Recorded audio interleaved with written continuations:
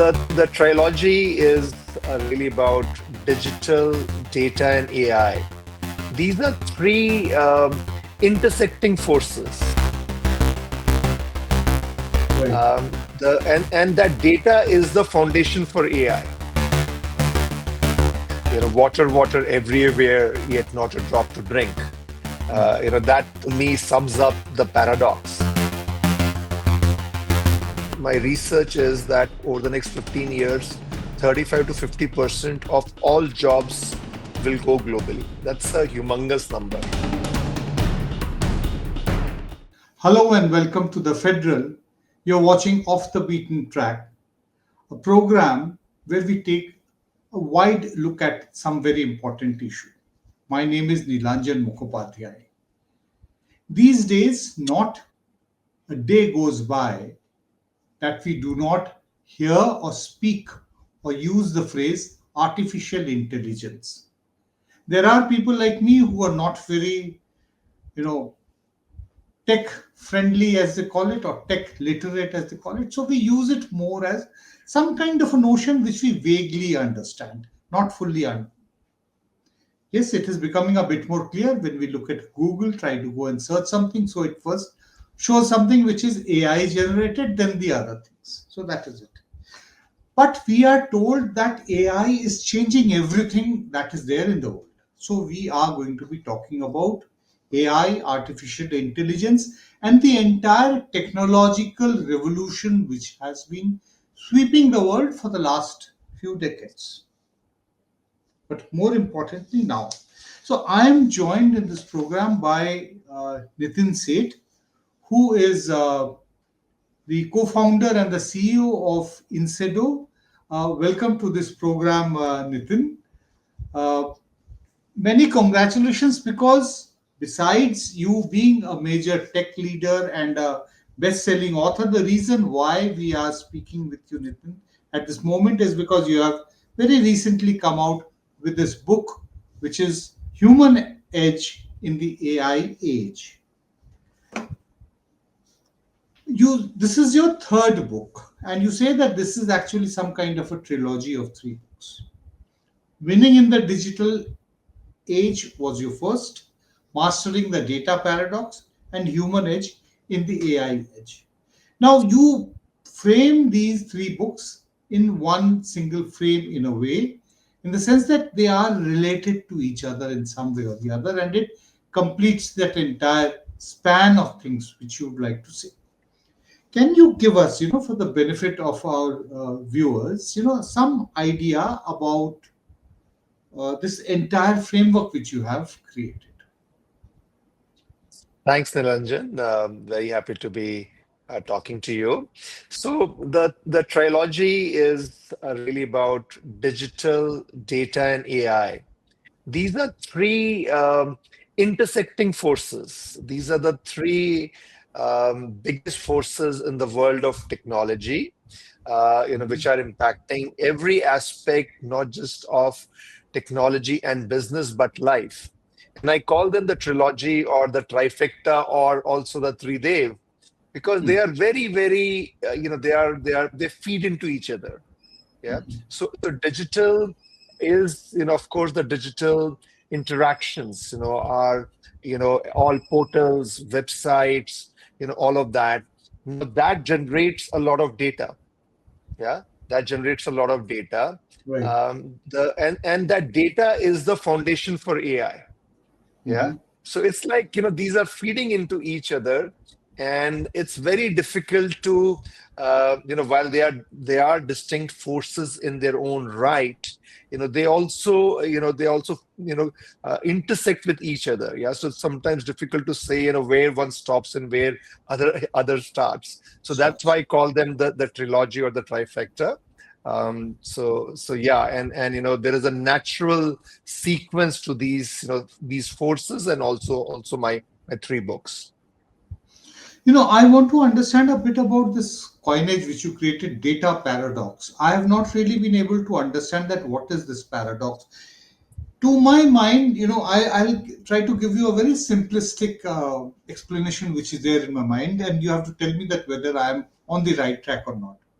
You know, I am an end user of technology, being a journalist, and we have grown in the field from the mid 90s onwards, in terms of using technology, along with the advent of emails. That is the time when actually computer became what is really called ghar ghar ki kahani of even journalists.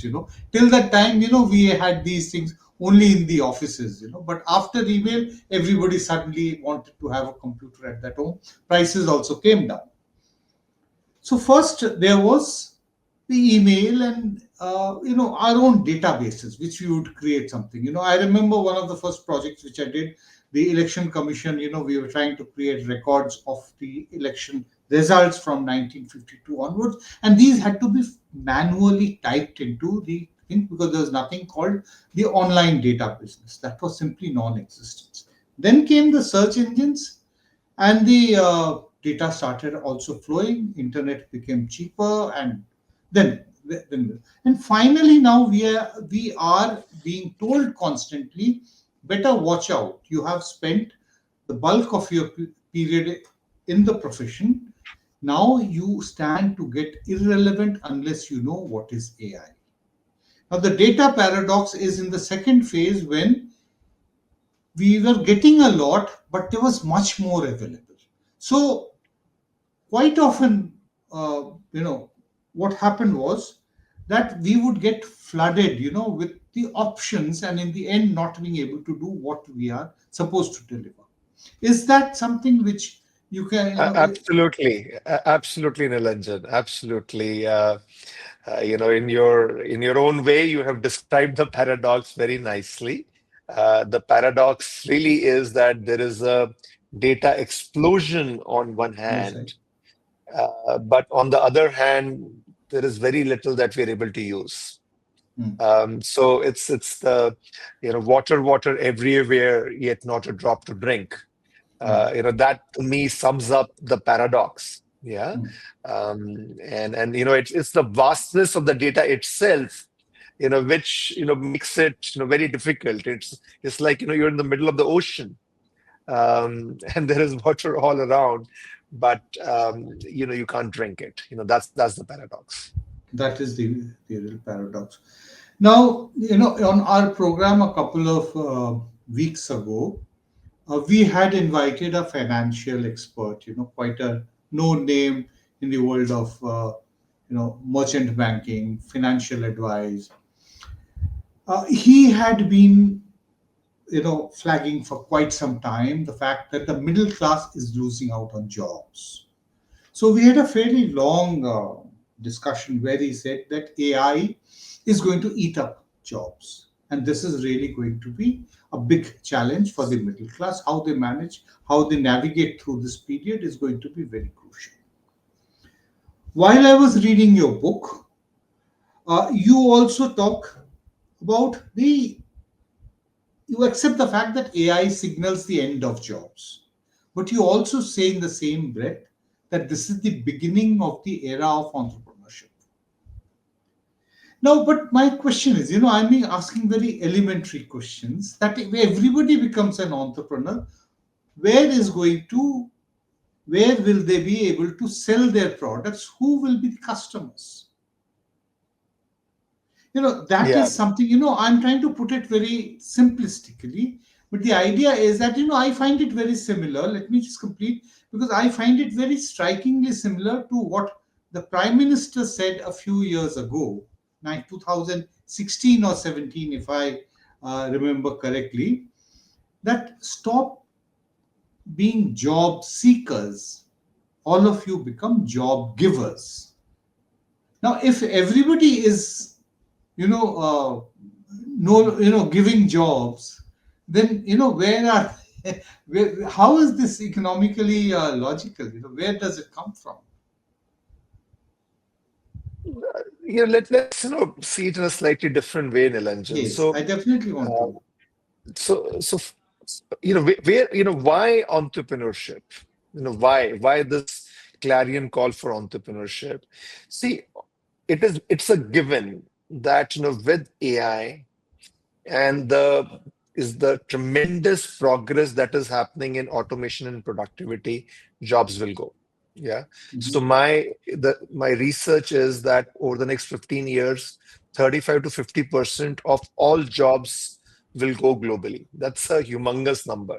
Okay. That's right. Now, at the same time, what is happening or the opportunity is that every industry out there, Nilanjan, every industry, whether it is media or financial services, education, healthcare, retail, you name it, is going to get disrupted because of AI.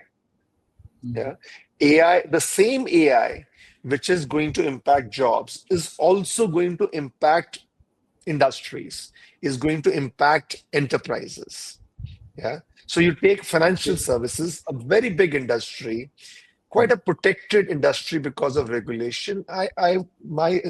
My sense is that over the next 5, 10 years, this is going to change dramatically.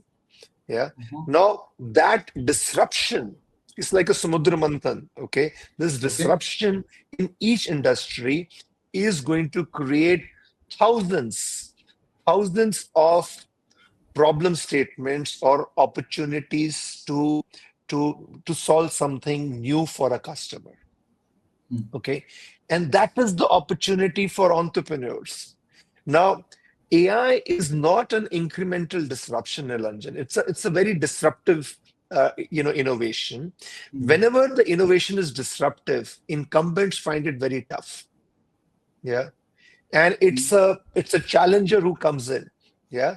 And that's the point, I'm trying to make. That is, that I think the incumbents will find it challenging. Yeah. But they will be, a large incumbent is will possibly be replaced by 50, 100 new entrepreneurs. Okay, in that Okay. particular space. Yeah. So that is not, now these entrepreneurs will also grow and they will create jobs. Okay. Mm. Now the point about the 35 to 50% of job losses, that those are the jobs that exist today. Yeah. But these new companies, these entrepreneurs will also create jobs. Those are new type of jobs that perhaps we don't fully understand today. Being a journalist and a writer, who's written essentially on non-technical issues, our dealing is constantly with what is also described in the media as the masses, the people of the country, the people of the world, which far outnumber the community which is actually dealing with AI, processing the AI, and though the people who are getting affected by AI is also, a very large, even the masses are getting affected, will be affected in time because of AI. The financial expert that I was saying, he just very casually you know just said, that even the security watch and ward staff of every bank, of every housing society, is going to go jobless because everything is going to be automated, all on the basis of AI, somehow or the other, face recognition technology, all these might be very primitive, in terms, this is AI is much beyond, but this is where what is going to be happening. So are we seeing a creation? My fear is that are we seeing the creation of a far more unequal world?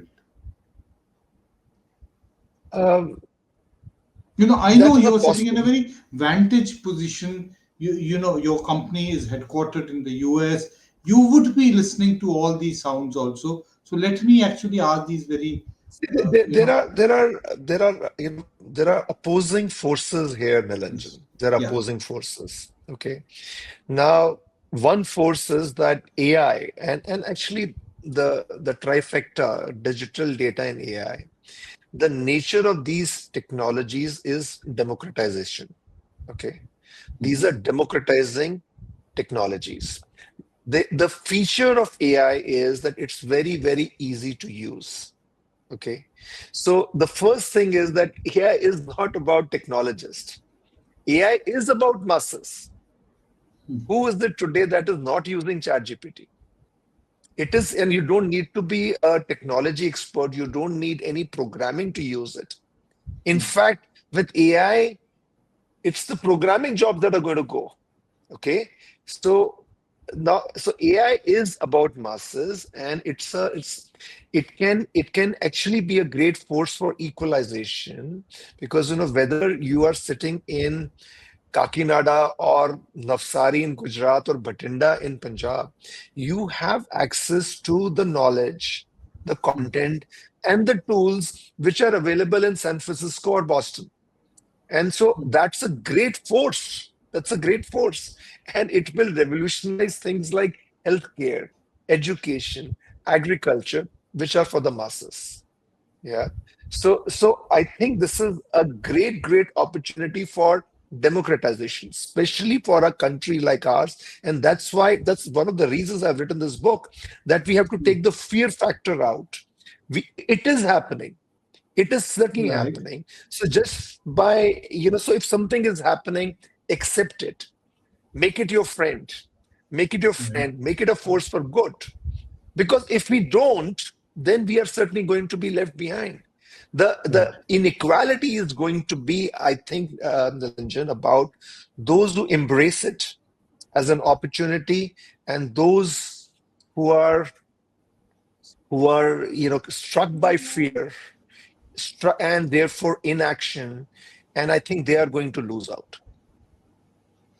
When the mobile revolution started in India, about 10, 15 years back, especially, almost 20 years back, when incoming calls became free. That is the real watershed as far as India is concerned. And I'm talking, restricting myself to India is because your book is also essentially primarily talking or looking at, the Indian community and also what is happening given your roots in India.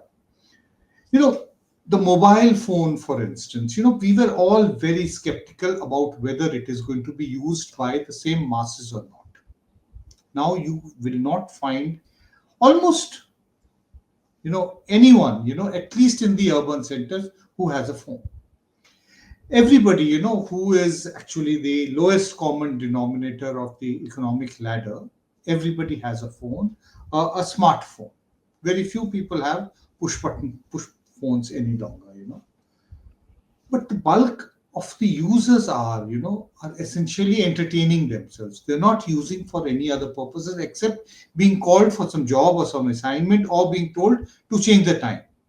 Beyond that, nothing else. It's only fixing and scheduling appointments. My fear is that, is there also, you said chat GPT, who doesn't use, but what are they using it for? What percentage of people, what do you find that are they using it for professional needs? How many are they actually? What are your findings? What are your experiences? It's very, very interesting, Nilanjan, that the biggest use case for ChatGPT is companionship. Okay. Okay, which is not dissimilar to your, what you shared about the mobile phone. Hmm. Yeah. And see, but Nilanjan, does that not reflect us as human beings? I don't think it reflects anything about the technology. Hmm. Where do we as human beings spend our time? What is it that we like to engage in? And I think the mobile phone and AI usage is also reflecting that. It is reflecting human tendencies. Hmm. Now, at the same time, like mobile is also used for stock. There are you talked about the financial expert. I'm sure that financial expert is using the mobile phone for placing his trades, Of stock course. trades Of on course, a they are daily basis. high-end users. They are also doing it for making their own projections. They are using it possibly very regularly. So the same, if you were to do like some kind of a distribution of, you know, today of, humans, and where we spend our time, I think you will see that reflected in technology. Now, AI has great potential in so many professional areas. Of course, my industry, which is software development technology, is changing dramatically with AI. that today, I think just in a couple of years, my guess is 2 to 3 years, Mhm. you will not need to write 80% of the code that is written today. Okay. 80%. Okay. Yes, that is what is And the general. Yeah. that will happen in, I think, as soon as 2 to 3 years. So, AI is doing that, at the same time, healthcare. AI is already, there's a lot of experimentation happening, use of AI in surgery. If we Right. go, look at a different part of, the healthcare life sciences ecosystem, which is drug development. Now, we know that drug development is an extraordinarily expensive process.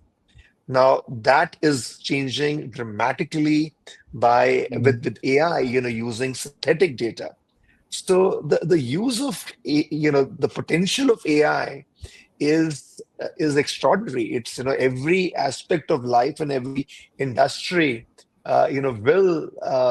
will get impacted. Is already beginning, but it is not. It's not surprising that a lot of that initial consumption is entertainment or is very human engagement driven. So I don't find that unusual at all. Right. At the moment, we really cannot say that what all is possible by AI, but there is also this constant uh, question being raised all the time, that how relevant would the human mind be after AI becomes more developed? At the moment, we are seeing very early stages of the development of AI. So, does the human mind also actually face some kind of an existential crisis? It absolutely does, Nilanjan. That's the question. Okay. Now, AI is inevitable. Okay. And the genie is out of the That's lamp. right. And AI is becoming, see, the feature of AI is that it's self-learning, it's constantly learning. And anything which is constantly learning and therefore compounding will keep on becoming more and more capable. So AI is becoming more human than humans. Yeah. And it's Yes. kind of, it's making things very simple, easy for us. But that also its impact is that it's kind of leading to our skills going down. The way 20 years back, calculator did for mental maths. When you and I Mm. grew up, at least in my household, I was always quizzed on like tables. What Right? is, in the morning, like what is 36 into 9, something like that. And, with my children, that got less. I Yes. think with my elder with my elder one who's 25, I think we still did that. But by the time we came to the third one who's 18, I think it was much less. That's happened in our generation. And True. I think with AI, even more fundamental human skills, not just maths, but writing. Yeah. Mm. Even our core problem solving faculties, I think if we are not careful, they are going to be, AI will keep on pushing us into a smaller and smaller corner. And that is exactly the topic of my book. That there are two parts to it. There is Yes. there is the machine and there is the human. There is no point fretting about the machine because that it's moving. That train is Yeah. moving, but it's the human that I think we need to really, Yeah, we need to. your human edge is before the AI age in the title of your book. It very clearly says human edge. So where does the human edge come from? You have actually created this very nice, abbreviation or alliteration, you may call it. Possible. Possible, No, possible, not possible. promise. Possible. Yeah, that is how you have actually coined it. So you start off by problem solving with the P. I would like to understand from you that in the age of AI, to stay on top of technology, not becoming pushed into irrelevance, how does one actually go about doing it? How does the human mind and the human body do it? Yeah. See, my entire thesis is that we have to go back to the human essence. Yeah, it is Mhm. almost like going back to the pioneering and the adventurous spirit of the early man. Yeah, the early Okay. man was facing a lot of unknowns, which is, I think, the way the world is going to be. We have been over the past many thousand years, we've been making the world more and more certain, less Mhm. risky. But with AI, all of those assumptions, I think, over the next 10, 15 years are going to change. It's going to be a brave new world. And you need that pioneering spirit, which is a lot more adventurous, a lot more risk-taking, a lot more creative. Yeah. So that's the core thing, that I'm trying to talk about. At the same time, we need an expanded consciousness. Yeah. And Okay. especially in our Indian wisdom, that's our concept, that the human being is not static, it's an evolutionary process. Yeah. And Sri Yes. Aurobindo and many of our scholars have talked a lot about it. So that's the concept that I have, the early man and the Superman. How do you bring that together? Now, this concept, there has to be a practical way of, how do you now make it happen? And that's where, I've suggested this framework, the possible framework, and I can go through different, the 8 elements of it. But you talked about problem solving, maybe just to Yes. start with that. See, while a lot of problem solving now AI is doing, but it is still such a fundamental aspect that as human beings, we still need to be very good at that. It's not binary. We cannot take a binary thing that, oh, machine will do it or the human will do it. It's going to be an and. It's going to be an and. Now, in that and, there are two things that I'm talking about in problem solving: the importance of structured problem solving. Problem solving is a skill, it's a method, and that method needs to be taught. We don't do that. And in fact, the way we train people, we educate, and the way we even train in our companies, I sometimes feel that we kind of take away their problem solving. We make them more mechanical. So there is a value of structured problem solving, but along with that, it's also very important to just structured problem solving, which is based on data, um, is very important, is very necessary, but that may not be the edge. That may still Okay. not prevent some disasters from happening. We see that all the time. We saw the Silicon Valley Bank disaster happen like less than 2 years back. All the data, they had all the data, they had all the expertise, till that happened. Yeah. So disasters happen. And at the same time, there is a certain depth that you need. That's what wisdom is. And in the digital age, given all the impulses, our attention spans are becoming narrower, and therefore, I think the wisdom is becoming less. Yes. And so I'll pause there. No, no. You know, problem solving, of course, you have explained. There's something else, which caught my eye. You're talking about being open to change. Openness to change is the way you actually coin it. Now, change is something which I think that humans have always been prepared for. I want to understand how is the change that is going to be necessary now different from the change which was there previously. I will give you just an example, from our kind of path. We started journalism on good old Remington typewriters. When the computer started coming in the late 80s and early 90s, the first time that I got a job in a newspaper which had made a shift to the computer, a network system. There was a mainframe in one room, which was a huge hall which had this called mainframe. So it was like, computer ji yahan baithe hain, and our terminal is there, so that is where we started from. We gradually kind of adapted to it.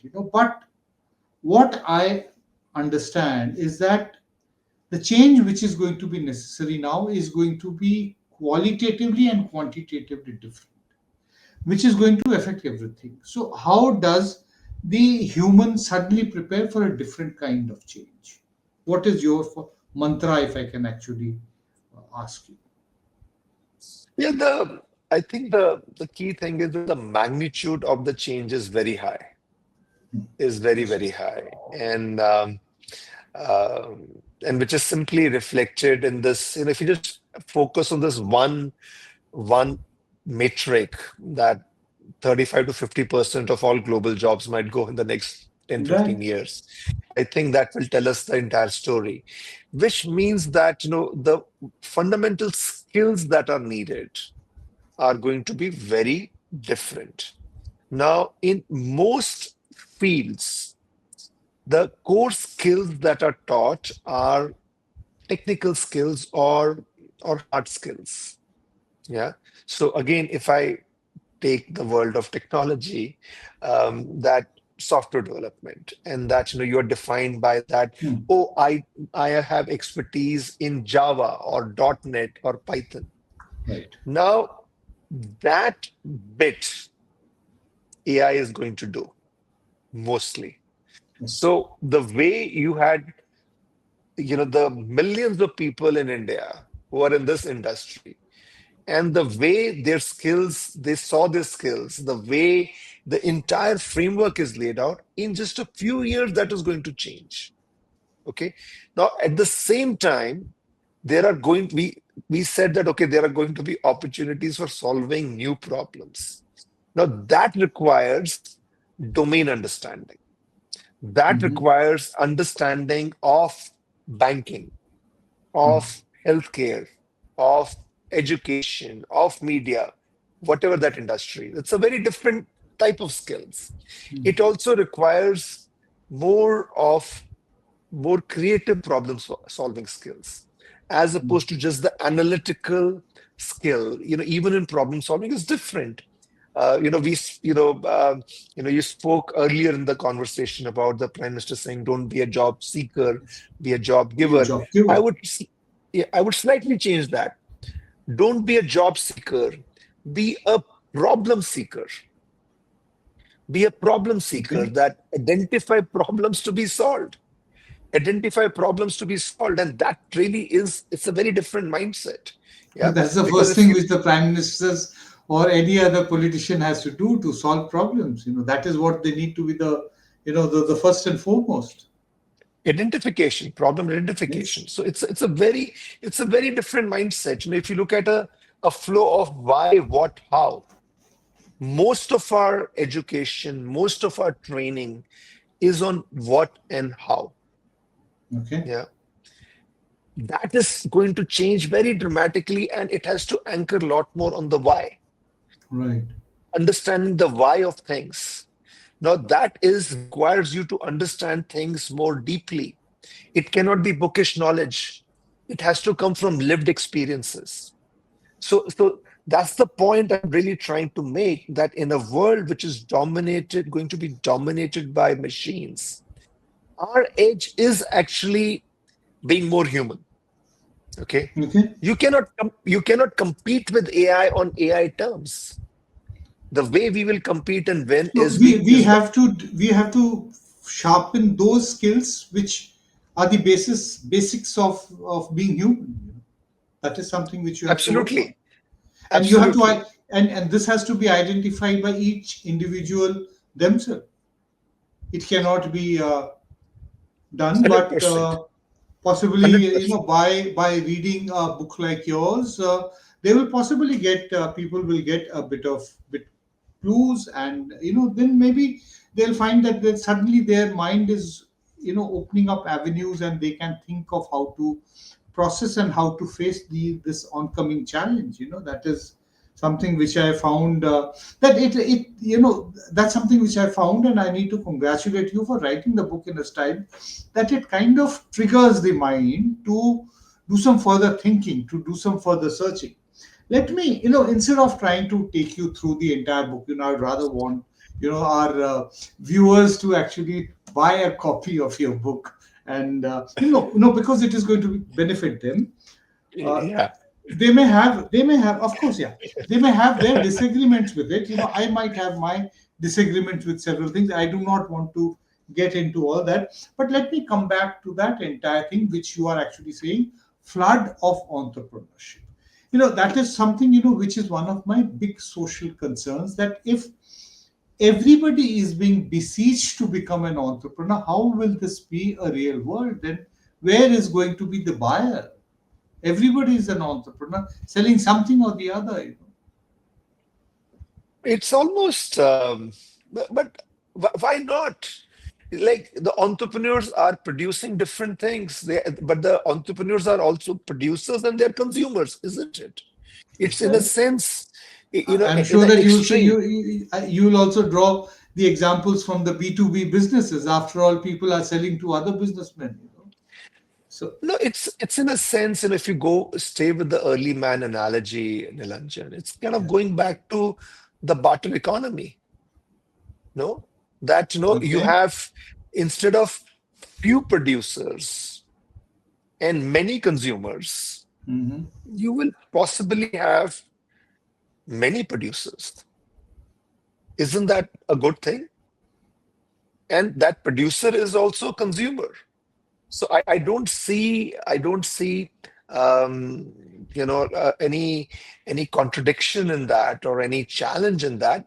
I think the issue is that we have got used, we have Right. got conditioned, we've got conditioned in a certain flow of life. Yeah, Doing things in and a certain manner. That is another that way of that putting it. that conditioning, it's almost like an addiction.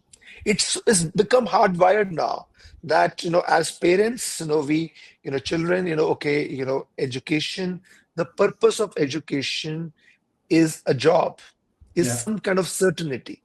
All of this process that we go through is a uncertainty reduction, risk minimization process. Yeah, that's what it is. Now the world is changing. It's a reality. We have to accept it. And when that job is not there, to kya karenge? So you have to then say, okay, I can't just give up and say that, okay, Right. we will just look at, universal basic income and so on. There has to be, I think even that we will come to that also, because I do feel that, where I think you're trying to go, that, this whole tsunami of entrepreneurship, it will take time. It may not be an easy process. It may not be all. It may not be Yeah. for all. And many will get left behind. Many will get left behind. That's a reality. And I think we will have to confront the social impact of it, and we will have to look at universal income and things Right. like that. But we still need to create a new generation Yes. of producers. I think what is possibly required. Not just the people who are engaged in jobs, who are likely to lose jobs, those who are already in businesses, are already entrepreneurs, but also the countries and the world's policymakers and the political leaders. I think they have to, because it is their primary responsibility to shepherd the world through all this. Which is going to be really one of the densest period of uncertainties that we are all heading into.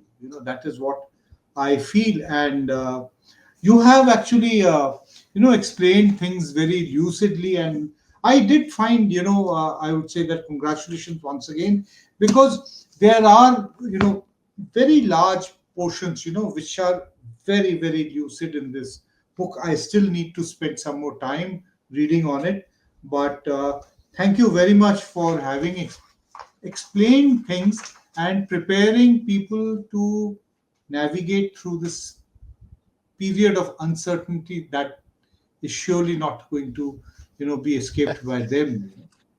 Thank you and congratulations once again.